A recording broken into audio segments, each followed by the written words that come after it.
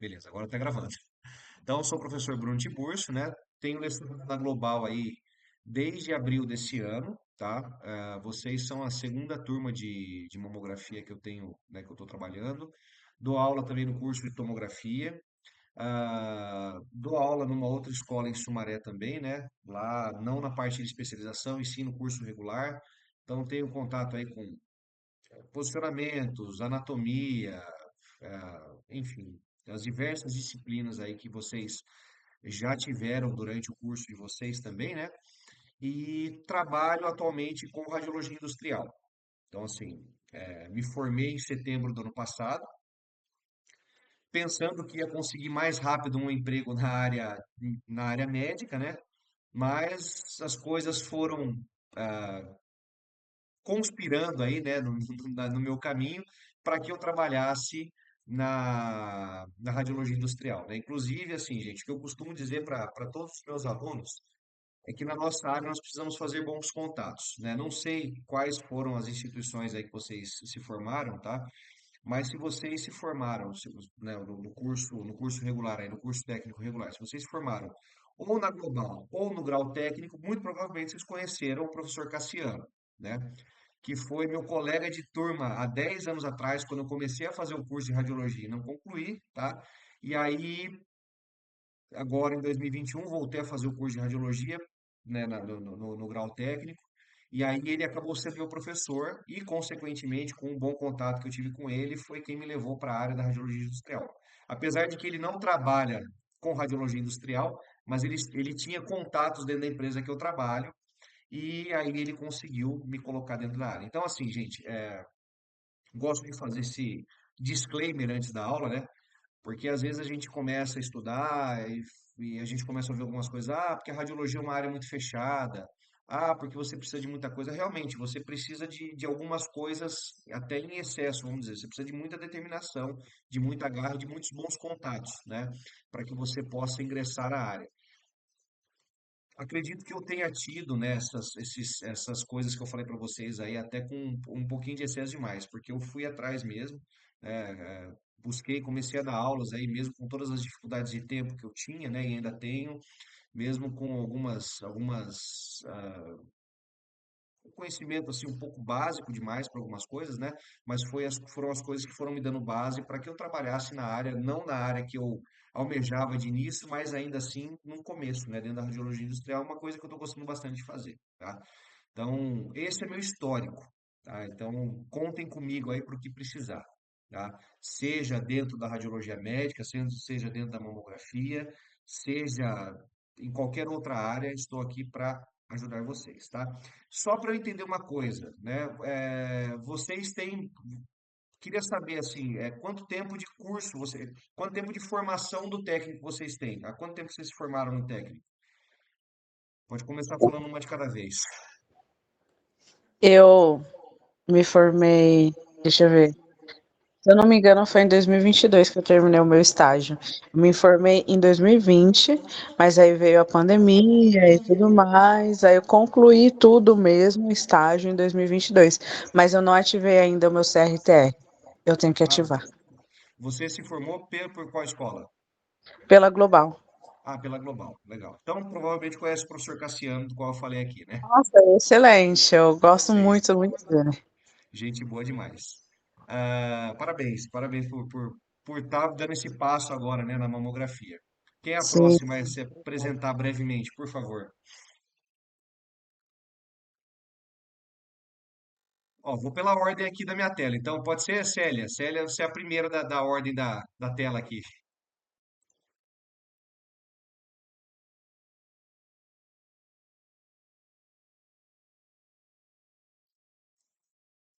Não sei se a Célia está ouvindo. Elaine ou Fernanda, podem de alguma forma aí se manifestar, por favor? Elaine. Pode ir, Po- Dani, vai. Vai lá, Elaine. Fala você primeiro, que a Fernanda já te deu a voz aí. A gente fez junto na escola, no grau técnico, se formamos junto agora em abril desse ano. É, Conhecemos muito bem.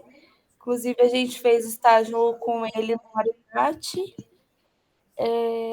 Se eu não me engano, você foi lá na escola, não foi você que foi na escola ter uma participação ou não? Teve um professor, teve uma pessoa que foi para falar sobre radiologia industrial. No grau em Campinas, não. Não, não, Não? não foi Ah, então ele. Não, não foi ele. Eu esqueci o não, né? nome dele. Não. Não, peraí, Foi, peraí. foi um aluno do professor Cassiano que foi lá na Grau falar sobre radiologia industrial, mas eu não É, não lembro. foi você. Não, não Mas fui ele eu. já estava Eu não trabalhando fui. na área também. Provavelmente deve ser o David, que eu não sei, porque o David é o cara que trabalha com radiologia industrial, que é com quem ele tem bastante contato, que inclusive foi quem levou meu currículo lá. Então pode ser o David. Ah, entendi. Mas que legal que vocês terminaram juntas aí, né? E terminaram tão recente, né? Terminaram em abril. Recente, abril. Ah, legal, legal. Então conheceram Terminamos, toda a terminamos o turma curso, lá. terminamos Oi? o curso em abril, terminamos o curso em abril e estágio em maio, né, Nani? É, Ah, legal, legal. Vocês foram de qual rádio lá? Da Rádio 10. Rádio 10. Eu fui da Rádio 3. Da Ah, Rádio nossa, 3. É. lá no começo. Eu sou da velha guarda, das primeiras turmas ainda. Pô, legal. Parabéns, obrigado por estarem aí, viu? Ó, obrigada. Fernanda e Elaine se apresentaram juntas, agora só falta a Célia. Por favor, Célia. É que meu microfone não queria abrir aqui. Bom, eu sou a mais velha da turma, eu acho, né? Eu me formei em 2008, Caramba. faz muito tempo. E aí, depois que eu me formei, aí eu não consegui nada na área. Aí depois eu dei um tempo, né? E aí depois agora eu me formei, eu fiz um curso de TSB, trabalho com dentista já há 6 anos. E aí me interessei em voltar na área de radiologia de novo. E aí estou fazendo o curso. Vamos ver se agora consigo alguma coisa na área. Com certeza, sim, Célia. Parabéns aí, viu? Parabéns pela iniciativa, tanto tempo distante, né, da área, Muito tempo. mas ainda assim, né? Você não precisou fazer nenhum tipo de reciclagem, né, do curso. Não precisei fazer nenhum, não precisei fazer nada. Ah, legal. Que bom, que bom. Parabéns por estar aí com a gente, né? E vamos É, junto. O que depender vamos de mim junto. para ajudar vocês aí, eu seja, né, dando uma força aí, contatos que eu souber, né? O que tiver à minha disposição, eu vou fazer para auxiliá-las aí, né? E estou à Ok. disposição sempre. Só não de final de semana é meio corrido, porque além de professor, funcionário, né, trabalhando com raio-x, entre outras coisas, também sou pai de duas princesas, né? Sou marido e tenho uma cachorrinha. E aí, final de semana, eu fico meio por conta delas aí. Por isso que às vezes no final de semana é um pouco complicado para eu responder, tá? Mas de segunda a sexta aí, vocês podem mandar mensagem. Quando tiver um tempinho, eu vou lá e respondo as mensagens de vocês sem problema algum, tá bom?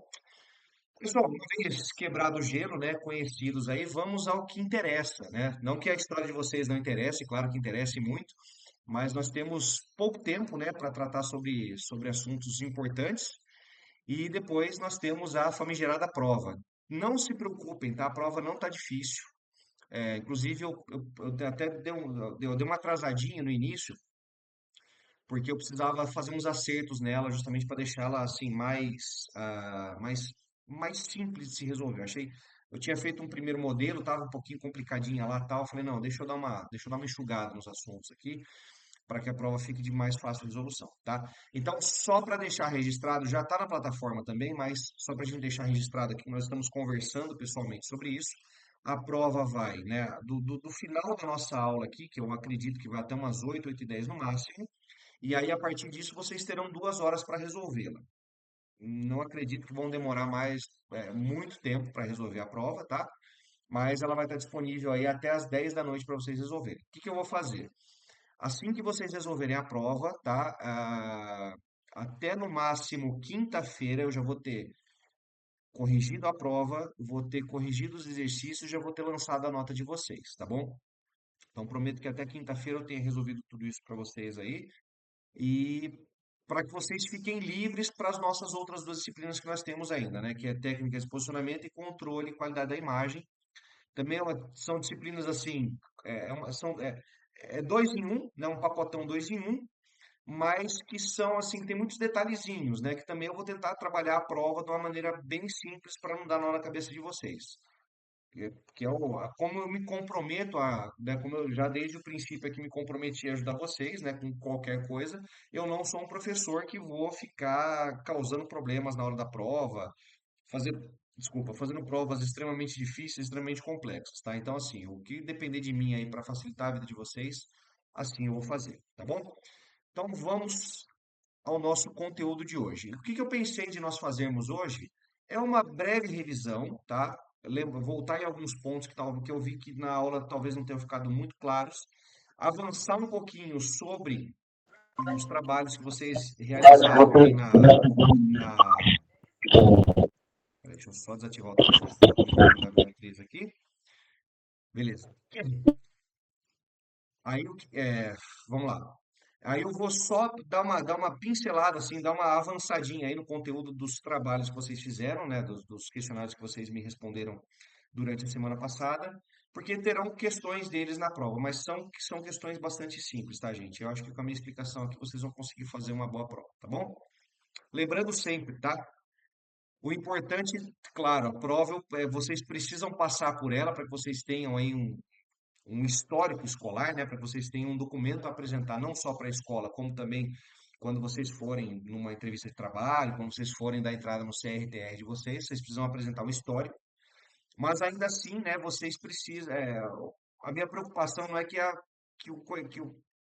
minha parte termine com a prova, e sim para que vocês possam continuar utilizando o conhecimento que vocês estão adquirindo aqui para a vida de vocês, para a vida profissional, para a vida acadêmica ou para a vida pessoal de vocês mesmo, tá? Como vocês, como profissionais da área de saúde, também são multiplicadores de informações, né? Então, que vocês possam fazer a diferença no meio que vocês vivem aí, tá bom?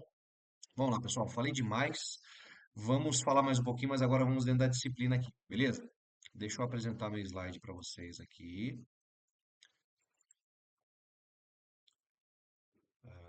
Tá.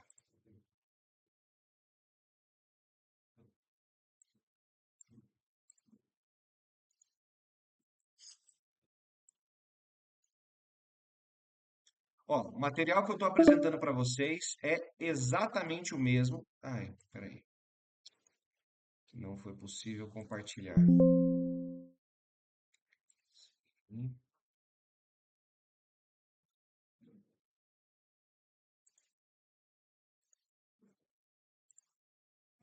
Deixa eu abrir de novo.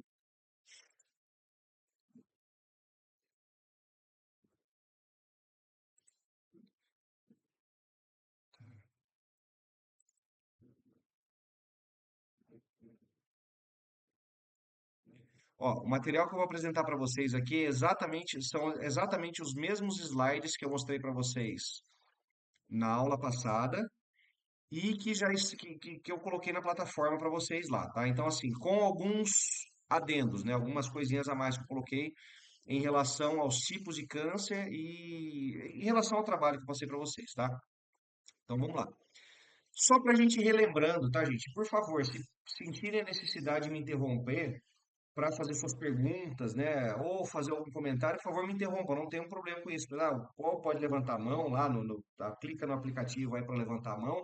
Ou então só começa a falar e eu paro a minha fala aqui, passo a palavra para vocês, não tem problema nenhum com isso, tá? Não sou chato em relação a essas coisas, tá bom?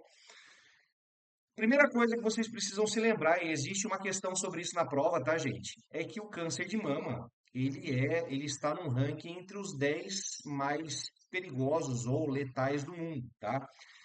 Em um ranking que vai aí de pulmão a outros órgãos, o câncer de mama ele está em segundo lugar, tá? Então, em uma média aí de 100 mil mulheres acometidas pelo câncer de mama, nós temos uma média de 11,6 mortes, ou seja, é uma estimativa bastante alta, né? Estimativa aí de 11,6%, né? Na população, uma população de mulheres com câncer de mama no mundo todo. Então, não se esqueçam, o câncer de mama, entre os mais letais, está apenas atrás do pulmão, sendo o segundo tipo de câncer mais letal do mundo, tá certo? Dúvidas sobre isso, gente? Não, tá tranquilo até agora. Tranquilo. Então, beleza. Vamos entrar um pouquinho mais aí falando sobre o câncer de mama, né? Olha lá. Câncer de mama não possui uma causa única, tá, gente? Existem alguns fatores, né? Na verdade, alguns não, mas diversos fatores que podem influenciar aí no aparecimento de um câncer de mama, tá? De maneira geral, nós temos aí alguns fatores como idade, fatores endócrinos, né? Ou história reprodutiva, ou seja, bastante relacionado aí ao funcionamento das nossas glândulas, tá? Ou o funcionamento correto ou o mau funcionamento delas, que normalmente é o que leva a alterações morfológicas aí de células e tudo mais, e o que pode levar também ao aparecimento de alguns tipos de câncer, tá?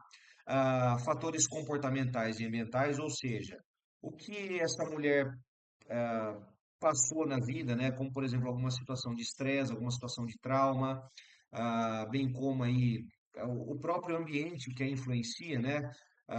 Se é um ambiente onde ela faz utilização aí de drogas, de-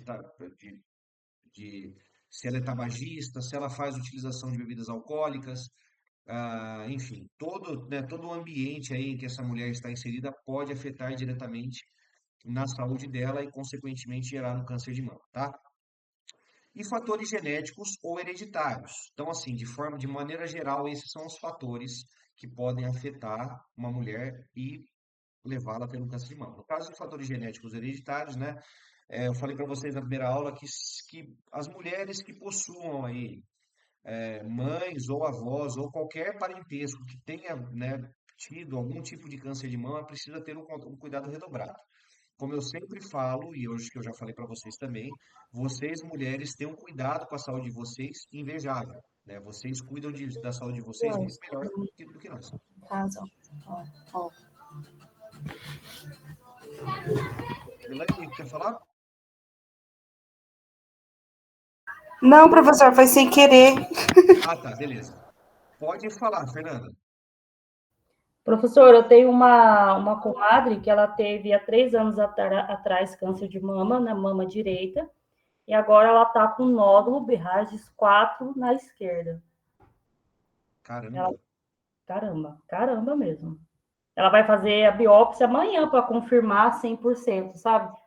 Mas Sim. o médico já falou, fez a mamografia, fez a ultrassom e deu Berrages 4 na mama esquerda. E ela teve há 3 anos atrás na direita. É, ela tem algum tipo de histórico de câncer de mama? Ela tem muitos casos, da família, na parte da mãe dela. Na parte da mãe dela tem muitos casos. Ela tem até uma tia que hoje está em estado terminal de câncer de mama. Nossa, Ela tem vários históricos na família. caramba, hein? Situação complicada. É, É. é justamente o que nós estamos falando, né? Quando você tem uma história pregressa, né, de pessoas que já ou que sofrem ou que já sofreram de câncer de mama, e essa pessoa está diretamente ligada aí na árvore genealógica das pessoas, ou seja, é uma avó, é uma mãe, é uma tia, muito provavelmente essa pessoa pode manifestar. No caso dela, né, por ela já ter tido o câncer Uhum. de mama, ainda facilita mais, né, ela apresentar uma outra lesão, né? Então, assim, de novo, é aquela questão de cuidado redobrado, né? Ela precisa cuidar da saúde dela, né, bem como todas vocês, né? Mas precisa ficar atenta a esse ponto, porque assim, se ela teve, é a mesma coisa, né? Espero que com esse BIRADS 4 ela possa se tratar e tudo mais, né?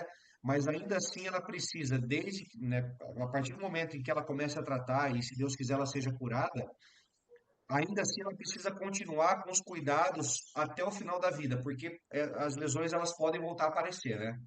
Mas esses cuidados não seria medicação, não seria remédio. O que seria? Assim, lógico, fazer os exames, lógico, fazer a mamografia, mas remédio, assim, ela precisa, será, tomar o resto da vida? Não, não, vamos lá. É, existem duas situações, né? A primeira é os cuidados que eu estou dizendo para vocês aqui é o seguinte. Claro, ela vai passar por um processo de tratamento desse câncer. Então, provavelmente, né, vai passar aí talvez passe por quimioterapia, talvez passe por radioterapia. Não sei a extensão da lesão, pode ser que precise remover parte da lesão, pode ser que remova a mama, não sei, né? Assim, eu estou só dizendo coisas que fazem parte do tratamento, né, pós-diagnóstico. Pode ser que tome remédio? Pode, não sei. Eu não sou o médico que vai determinar o tratamento dela, né? Com certeza. Mas Os cuidados que eu estou dizendo é que uma vez que o câncer seja tratado e uma vez que o câncer desapareça, ela ainda precisa continuar com os cuidados, por exemplo, ela ainda vai precisar realizar o autoexame, né, todos os meses, né? Ela precisa, e com mais cuidado ainda, né? Ela vai precisar se tocar todos os meses ali e perceber qualquer pontinha de nódulo que apareça. Ela ainda vai precisar ter um cuidado redobrado de continuar procurando médico para que realize exames de mamografia, para que realize exames de ultrassom, realize exames de sangue, porque isso vai fazer parte do cuidado dela. Agora, essa parte de remédio, ela vai cuidar, com certeza, no período que o médico passar do tratamento, né? E uma vez que o câncer vai embora ou que o câncer retroceda, ela vai seguir a orientação do médico de parar a medicação ou não, tá? Mas os cuidados que ela precisa ter para se antecipar ao diagnóstico, isso com certeza é pro resto da vida, Entendi. entendeu? Uhum. Mas é uma situação complicada, hein, Fernanda? Não, Espero que dê tudo certo para então, ela aí. ela fazia, antes dela descobrir, ela falou que a cada 6 meses ela fazia mamografia, a cada 6 meses. Parece que acho que depois de 2 anos passou a fazer uma vez por ano. E ela falou que a última que ela fez foi em julho do ano passado. Fez um ano, um mês passado que ela tinha feito uma mamografia. Ela seguiu o protocolo normal, né? Se vocês lembrarem da primeira aula, eu falei sobre o protocolo BIRADS com vocês, né? E no protocolo BIRADS tem lá que, por exemplo, se é uma lesão, de uma lesão BIRADS 4, você faz o acompanhamento certinho, faz um acompanhamento do primeiro ano, de 6 em 6 meses, nos próximos anos, de ano em ano. Então, ela fez a lição de casa. Porém, nesse momento apareceu a dita cuja lesão, né? Sim, sim. É, é, Agora é aquela coisa, imagina, ela fazendo a lição de casa dela da maneira correta, ela já passou por uma situação complicada. Imagina se ela não fizesse, né? Como Exato. seria, né? Então, por isso, gente, vocês, muito além de profissionais, vocês são multiplicadores de conhecimento, né? Leve esse conhecimento aí para as pessoas que fazem parte do convívio familiar e social de vocês, porque é importante, tá? Beleza, gente? Mais algum comentário, alguma pergunta? Acho que não, né? Vamos seguir aqui então, beleza? Bom, agora alguns casos um pouquinho mais específicos, né? Dentro daquele universo que eu falei para vocês do slide anterior, nós temos alguns fatores um pouco mais específicos, tá? Como, por exemplo, menarca precoce, ou seja, a primeira menstruação da menina, né, da moça, ser antes dos 12 anos pode ser um risco, tá? Por isso que caso vocês tenham filhas, tenham sobrinhas, tenham filhas de amigas aí que passem por essa situação, chegou com 10 anos e meio, 11 anos, menstruou, é válido, né? Aconselhar essa mocinha aí a se cuidar o quanto antes, né? A sempre realizar os exames, né? Já começar a frequentar aí um médico, um ginecologista, né? Já te passo já a palavra, tá, Beatriz? É, já começar a realizar os controles aí, né, relacionados à mamografia, justamente para que quando chegar numa idade de risco, ela não manifeste nenhum tipo de lesão ou de tumor. Pode falar, Beatriz. Eu estava lendo esse último texto que era para a gente fazer o resumo, e tem uma parte que está escrito que é interessante fazer ultrassom todo ano para mulheres acima de 25 anos. Eu menstruei com 9 anos. E na verdade eu não sabia que tinha que fazer todo ano. E aí, tipo, antes, quando eu menstruei, como eu tinha muita cólica, eu tive que começar a tomar anticoncepcional. E aí eu acho que por conta disso, muito hormônio, acabou tendo cisto no meu seio. Tipo, eu corro o risco de futuramente eu ter algum nódulo por conta dessas coisas ou não, nada a ver? Vamos lá, excelente pergunta. Inclusive eu falei sobre cistos e nódulos, né? Cistos, nódulos e tumores aí com a turma de tomografia na última aula que eu tive com eles aí, na quinta-feira.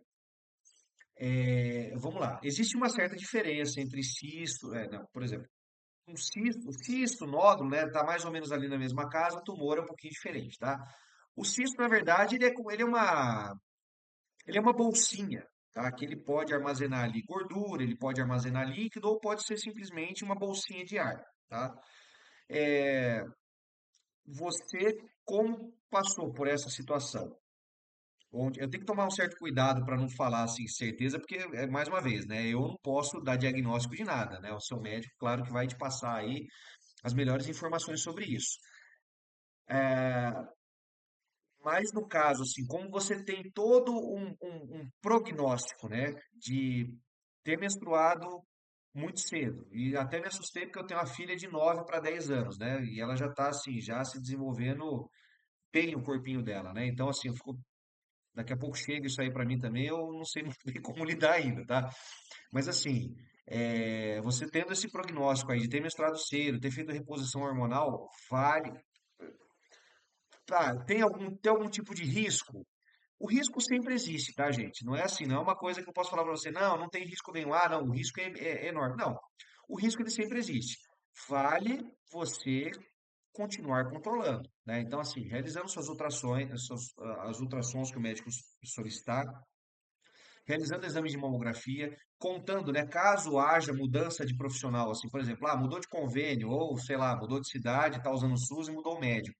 Vale sempre a pena contar o seu histórico, porque aí o médico pode tomar as melhores decisões para um possível tratamento mediante a sua própria história. Porque assim, né? Tem gente que não liga para isso, mas tem pessoas que costumam guardar exames antigos, né? Principalmente aí dos últimos. Tem gente que guarda de 5 anos, tem gente que guarda dos últimos 3. Então é importante, né? Todas as vezes em que você for a um profissional novo, né, um ginecologista novo, você levar os exames, né, e contar o seu histórico justamente para que você se antecipe. Caso aconteça de você, né, desse nódulo, desse cisto, virar um tumor, né, ou de você desenvolver um tumor, você tem chances de ter um diagnóstico precoce. O diagnóstico precoce faz com que você tome medidas precoces e faz com que você trate um possível câncer muito mais rápido, né? Então, sim, pode acontecer, porém, vale sempre a opinião do seu médico, tá bom? Respondido aí? Ah, não, sim, tranquilo. É que a última vez que eu fiz ultrassom, acho que faz uns 2, 3 anos, não tinha mais cisto. Tipo, sumiu, parei de tomar anticoncepcional, engravidei e tudo mais, e não tem mais cisto. Mas é porque eu fiquei com essa dúvida já faz um tempo já. A gente vai lendo, né? E aí tem coisa que a gente vai se identificando, a gente vai ficar, né, pensando e tal. E aí eu falei, não, eu vou perguntar pra ele. Aí você falou, eu falei, deixa eu perguntar, senão eu vou esquecer. É assim, mas é importante, tá? Sempre ano a ano, né?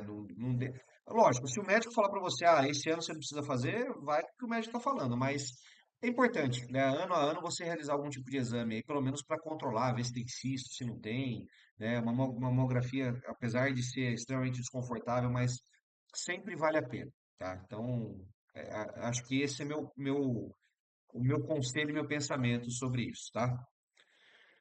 Beleza, vamos continuar aqui então, tá? Falei aí sobre a menarca precoce, também vou falar um pouquinho sobre menopausa tardia, né? Porque normalmente as mulheres aí entre 45 e 50 anos normalmente passam por uma condição chamada de menopausa, né? Vocês talvez saibam mais sobre isso do que eu, né? Mas aí a mulher começa a passar por algumas alterações hormonais pesadas no corpo, né? Que vão calhar aí com o desaparecimento da menstruação, né?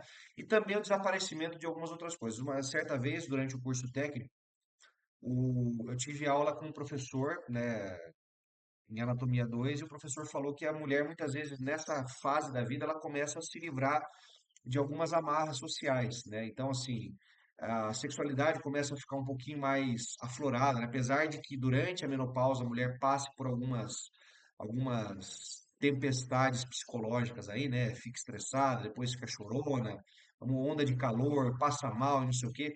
Mas depois que a menopausa, ela passa esse período mais pesado da menopausa, a mulher ela começa aí a se acostumar com uma nova, né, com um novo estilo de vida, né? E começa a se livrar dessas amarras sociais, aí a sexualidade pode ficar um pouco mais aflorada e tudo mais, né?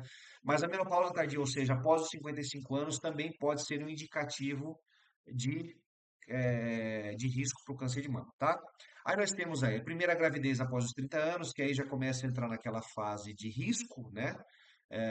Ou seja, mulher, ela, vamos lá, no nosso organismo, eu costumo falar que todas as coisas que nós temos dentro do nosso organismo têm um prazo de validade, né?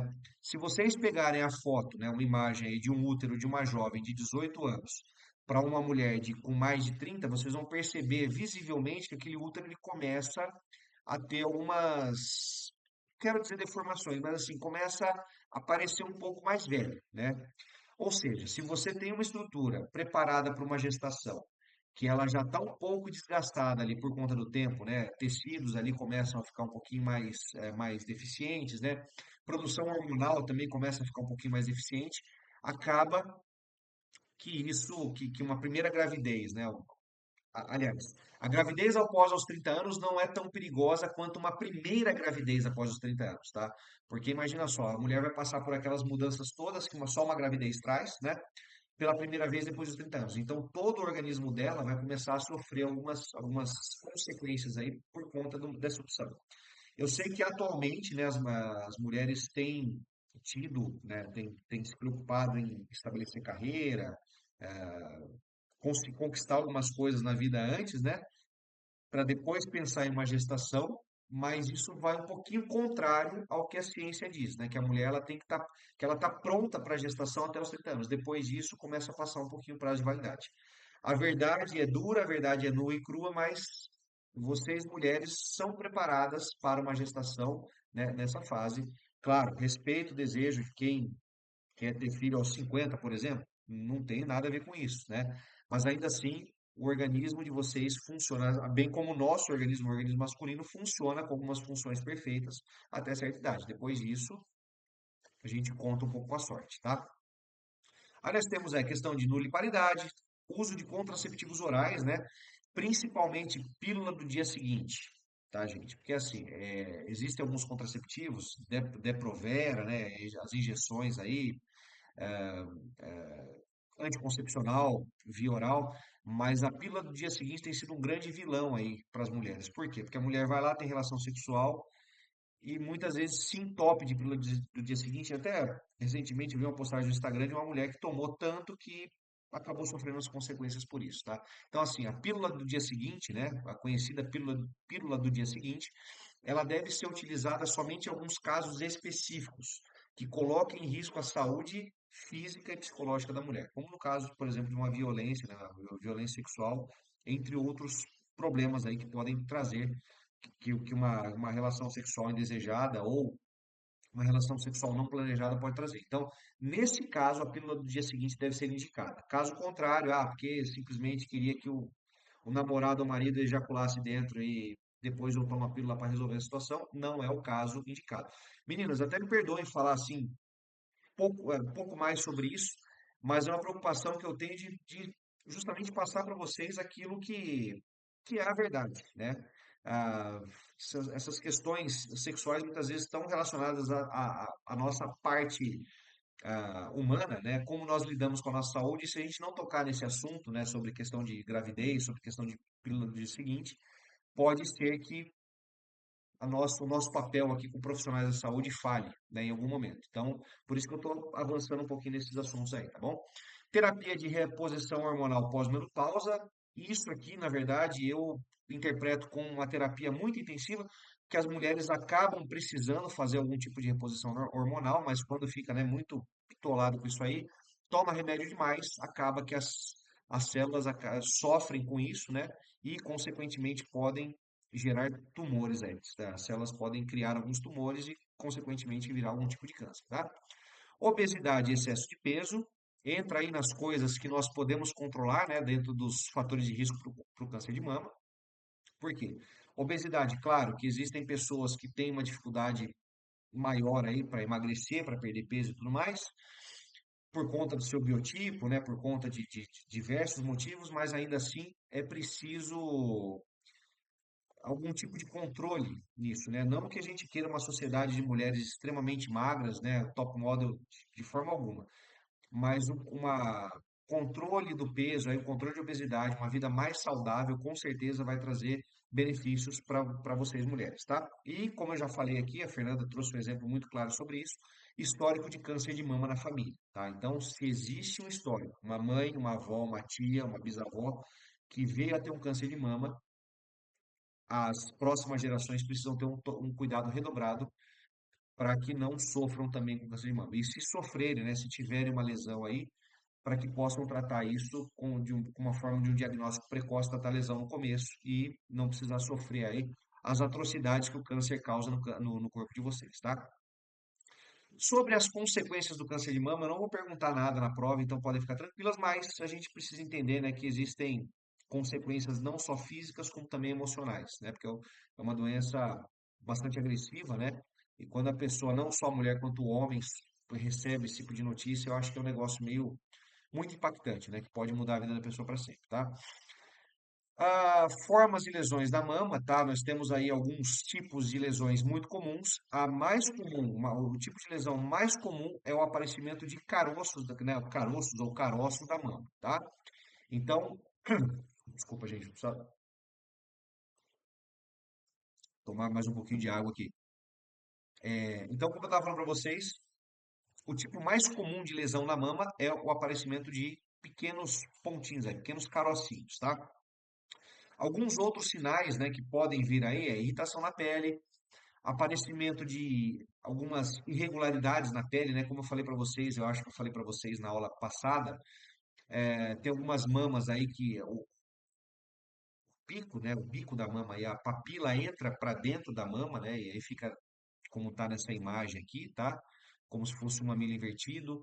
A pele da mama também pode ganhar um aspecto aí como se tivesse uma espécie de celulite, né? Uma casca de laranja. ah, Entre outros aspectos aí que nós vamos falar nesse próximo slide aqui, ó. Então, ó, vou até aumentar porque a imagem está um pouquinho pequena, mas alguns sintomas que podem aparecer: secreção saindo do mamilo, hiperplasia das veias, né? Então você vê as veias bastante salientes aí na mama, vermelhidão, mama quente, né? Ou uma sensação de uma mama febril, ou até mesmo inchaço da mama, inversão ou mudança no formato do mamilo, ou seja, o mamilo cresce demais, o mamilo diminui demais, o mamilo entra para dentro da mama, então tudo isso pode ser também um sintoma aí do câncer de mama. Alteração no tamanho ou assimetria, ou seja, uma mama ficar inchada demais e a outra do tamanho normal, também pode ser um indicativo aí de câncer de mama. O tumor na pele, propriamente dito, né? Então, aparecimento de um tumor externo pode também ser um indicativo do câncer de mama. Afundamento, endurecimento ou enrugamento da pele, como eu falei para vocês aí, né? A pele começa a ganhar aí um aspecto de uma casca de laranja, né? Como se fosse um tipo de celulite ali, ou então algumas marcas estranhas ali que não fazem parte da anatomia feminina, né? Mudança na textura da pele, uma pele um pouco mais áspera, cheia de bolinhas e, por fim, uma lesão na pele que não cicatriza, tá? Então, assim, uma lesão que está ali há muito tempo, não cicatriza, né? Começa a soltar pus, forma casca, mas ainda assim não cicatriza de jeito nenhum, também pode ser um indicativo, tá bom? Tá indo tranquilo, gente? Tô indo muito rápido, dá para acompanhar o ritmo.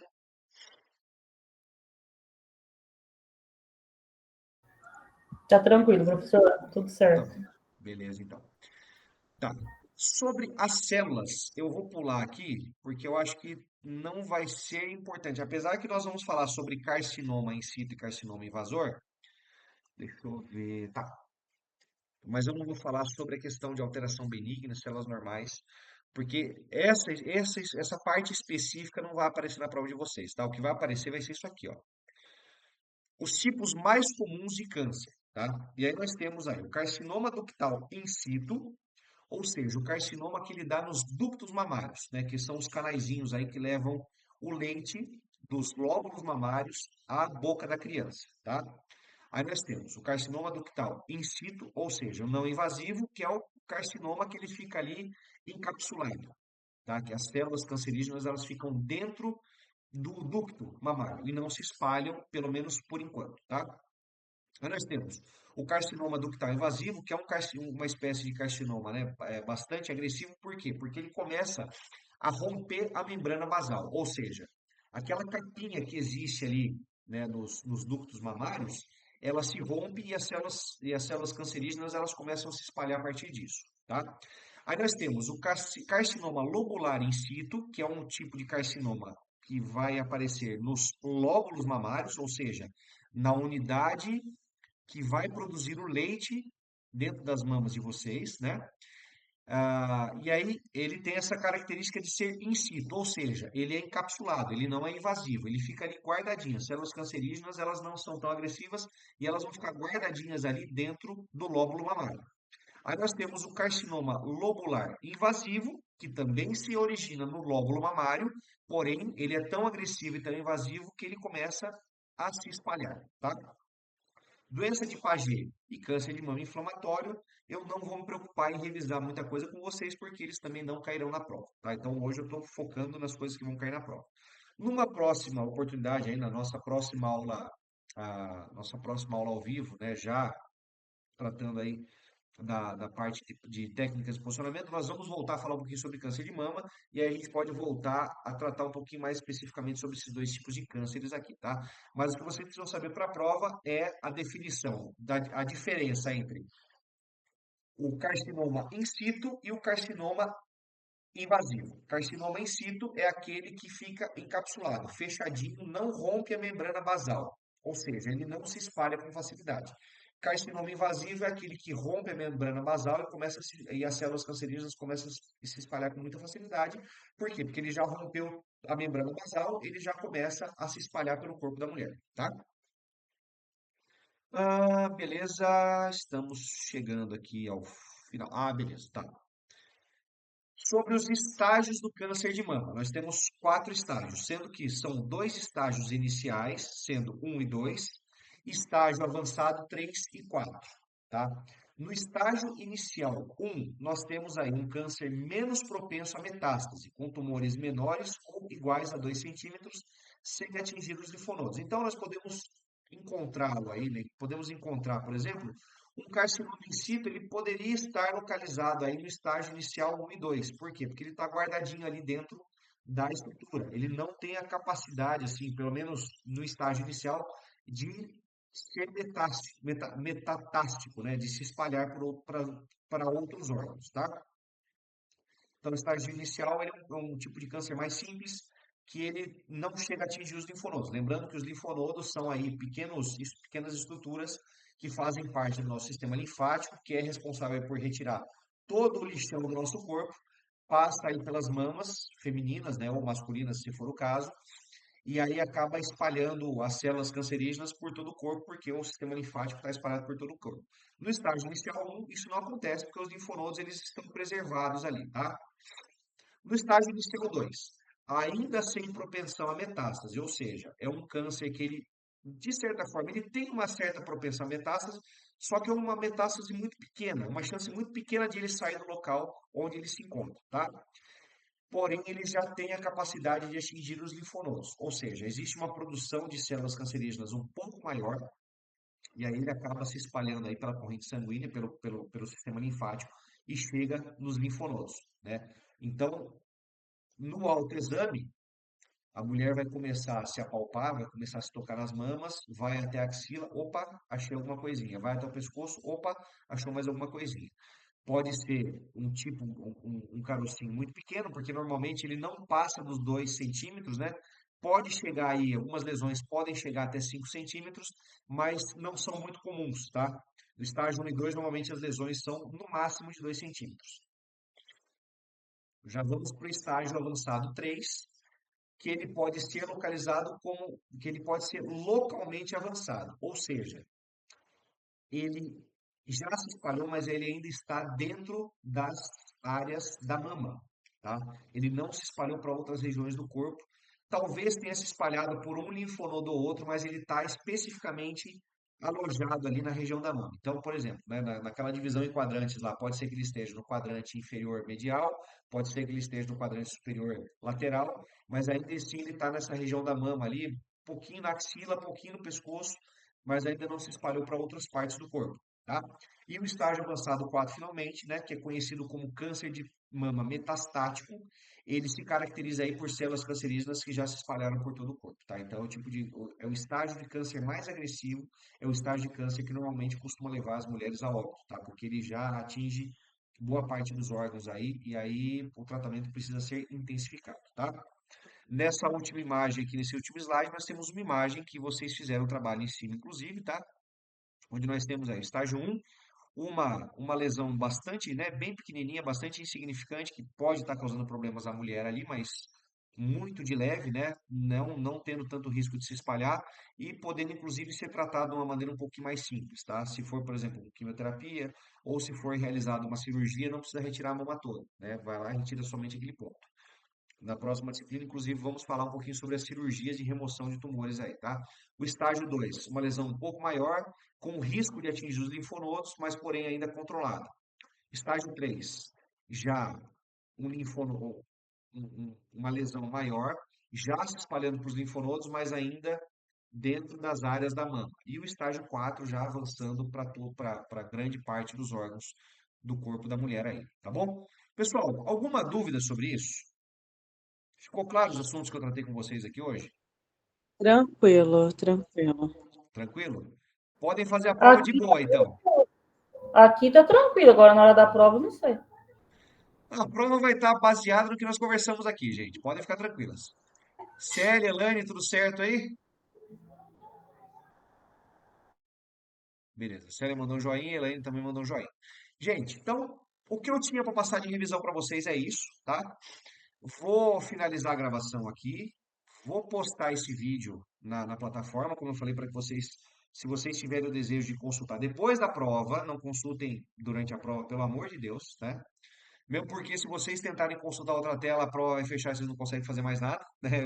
Eu tive que colocar essa ferramenta em ação, porque, como eu falei, fui aluno recentemente, então sei todas as técnicas aí para tirar algum tipo de vantagem na hora de uma prova, na hora do trabalho, na hora de um teste, né? Então, assim, para futuras consultas o vídeo estará lá, tá bom? Então, vou encerrar a gravação, posto o vídeo e a prova eu posso mandar o link no grupo para vocês, mas na plataforma vocês também terão acesso, tá bom, gente? Então é isso. Por hoje é só. Muito obrigado pela presença de vocês, obrigado aí pelos seus comentários, né? E espero vê-las. Vou fazer né, nós vamos ter uma aula gravada aí na próxima quinta. Espero vê-las então na próxima terça-feira na nossa aula ao vivo, beleza? Ia falar alguma coisa, Elaine? Não, obrigada e agradecer. Ah, beleza, eu que agradeço. Tá bom? Gente, boa prova, faça a prova com cuidado, com calma, não é uma prova difícil, tá simples, tá bom? Até quinta-feira eu já mando a correção de tudo para vocês e a nota que vocês ficaram na disciplina, beleza? Grande abraço, boa sorte e até quinta. Tchau, tchau.